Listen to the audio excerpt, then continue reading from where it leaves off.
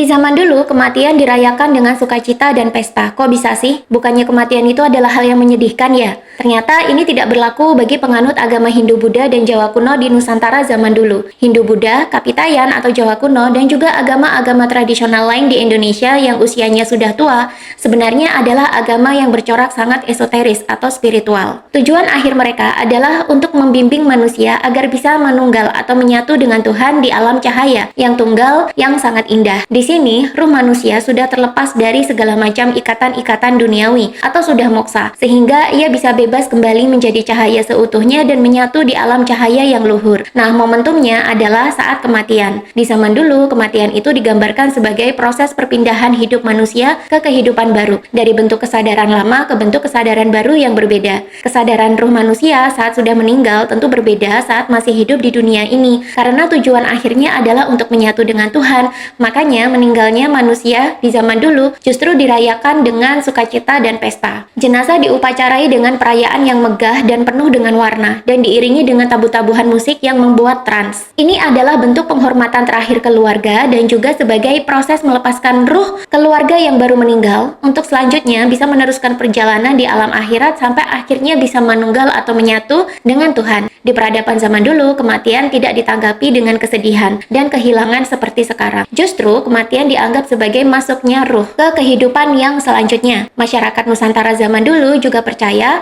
ruh yang ditangisi kepergiannya saat meninggal justru akan membuat ruh ini makin terikat dengan dunia, dan ini menghalangi mereka untuk bisa moksa atau mengalami pembebasan sepenuhnya dan menyatu kembali dengan Tuhan di alam cahaya.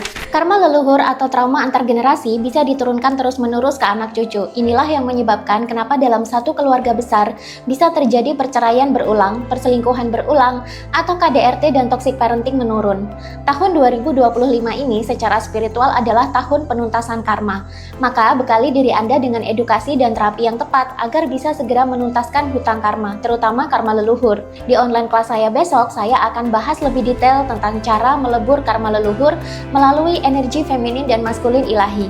Cek deskripsi video untuk mendaftar dan amankan seat Anda sekarang.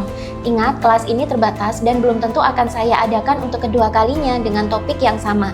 Segera daftar kelasnya sekarang dan mari bareng-bareng kita menuntaskan karma leluhur yang menjangkiti keluarga kita.